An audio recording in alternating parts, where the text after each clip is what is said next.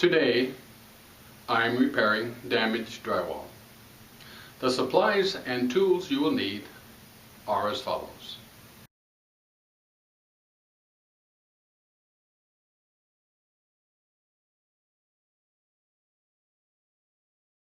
So as you see here, the damage that was done to the drywall.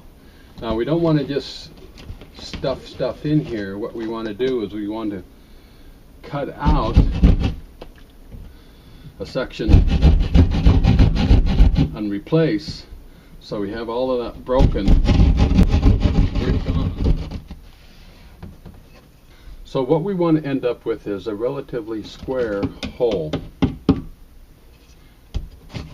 We want to make sure that our backer fits in the hole so we can comfortably get it in. We also want to make sure that all of the junk around the back is removed. Allows for a nice flat surface. Now also what I like to do is I like to take and put a screw right in the middle of the board. That gives me something to hang on to. Now I'll insert this board back up into the cavity.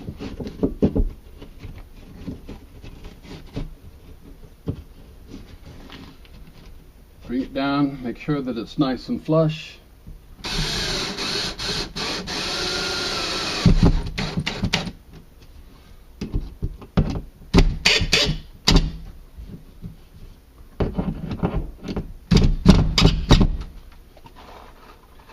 And put some screws in it. Want to make sure that your screw heads are below the surface of the drywall.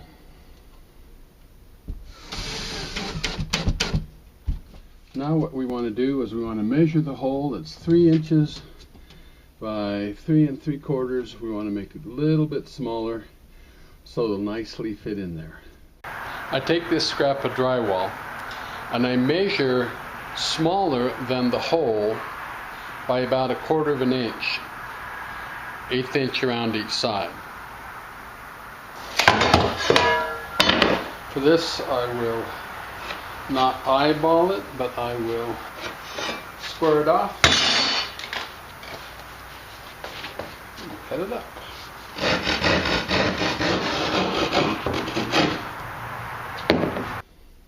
I can apply a little piece of drywall. So now I'm going to take 4 screws and just kind of screw into the edges. It kind of helps keep it stable.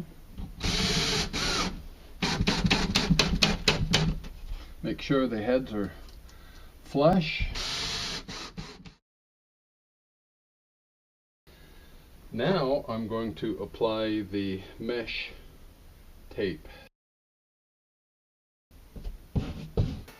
The mesh tape has holes in it. This allows the mud to pass through the mesh into the gaps, making a nice, solid, firm patch. Now, the reason you use the mesh is to keep this patch from cracking at any given time in the future. I've seen other patches done by people sometimes, and well, I guess they're all done by people, but it will crack up if you don't have something like paper or this mesh to hold it in place. Now you see down here on the floor I've got the painted bucket is my cleaning bucket, and the clean bucket is actually my mixing bucket, the water that I'll use mixing. I remember washing up my tools just after using speed set 20, then mixing up a whole bag of speed set 90 to use in the next hour and a half. It set in moments.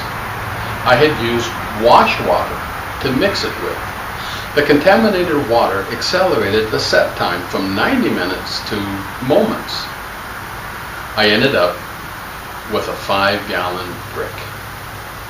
It's extremely important to keep your waters separated and only mix with clean water.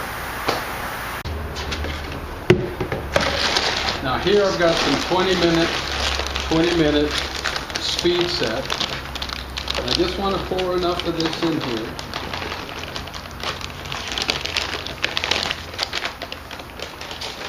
because I get one coat per set. Went down and got some clean water, and I just started mixing away with this mixing trowel. So you want to have it not real thick, but not thin. Gonna throw this in the cleaning bucket. I'm gonna use this 4-inch trowel to mix some more to dip from. Okay, let's go patch that patch. And so what I want to do now is just work it into that area. I want to make sure that my patch is relatively smooth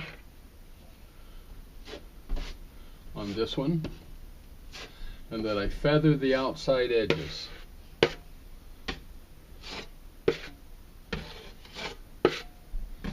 Now, I don't have to get it perfect, I just have to get it flat.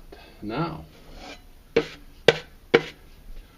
we wait 20 minutes, wait for it to set up, and do it again with the bigger trowel. Very important that you keep your water separated,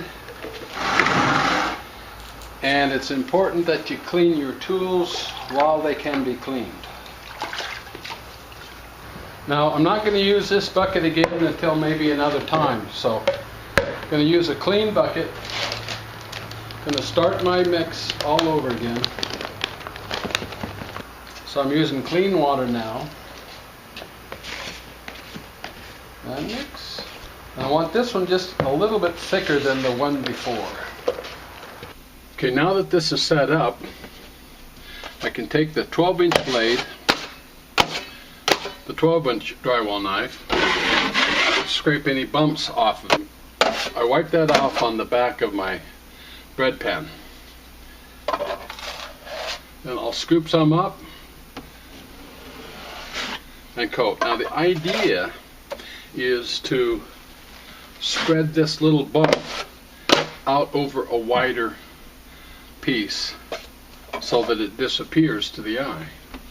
And you want to make sure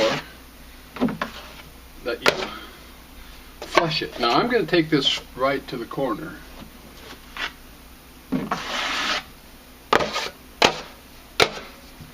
And I'm actually going to smooth it off from the corner out.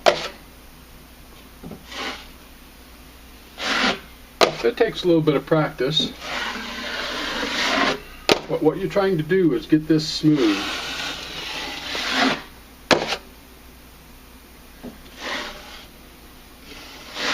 So that it goes away.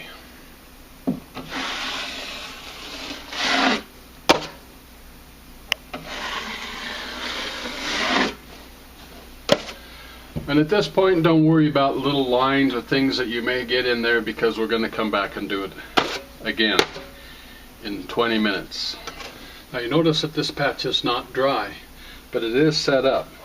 So the first thing I want to do is clean off my blade, a 12-inch knife, and just kind of gently scrape off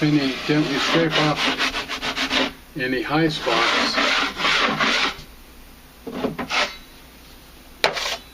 Clean up my blade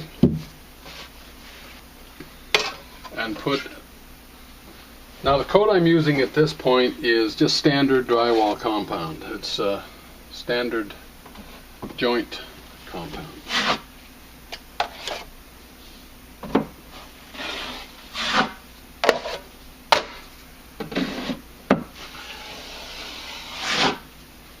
And again, I'm just trying to enlarge the patch, smooth everything out.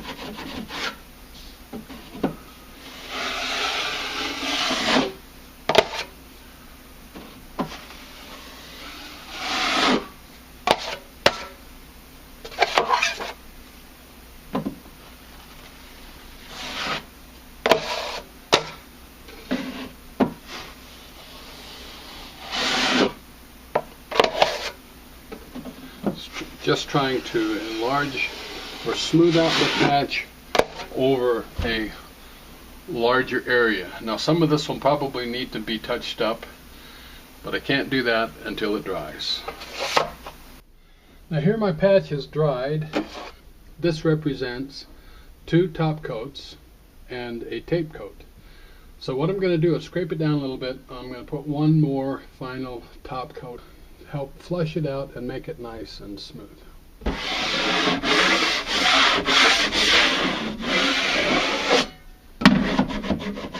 Tomorrow when this dries, I'll sand it down. Oops. So I want to get my corners.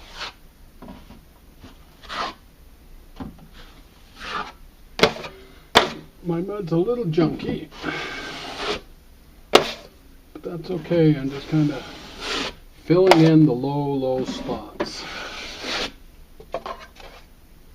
I've thinned my mud down so it flows a little bit better. And so right now you want to play the Karate Kid, which is mud on, mud off. So all you're trying to do now is fill in the low spots.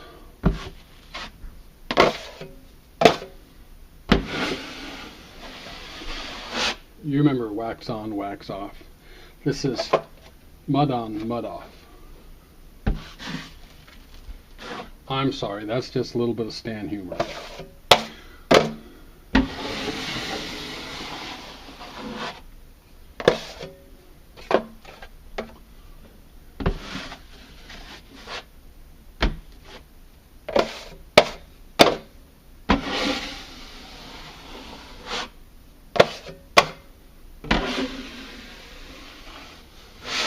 You want to be fairly quick with this because after a moment the wet starts soaking in, and from this point you can start making more damage. But it looks pretty good. And tomorrow we'll sand it and be done. Welcome back. It's been overnight and it's completely dry now. So this is a great opportunity to sand it down.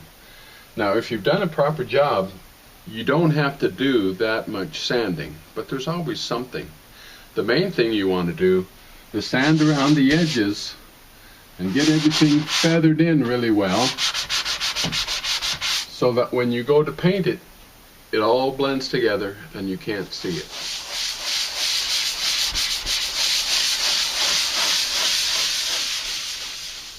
And one other thing, make sure that you clean up.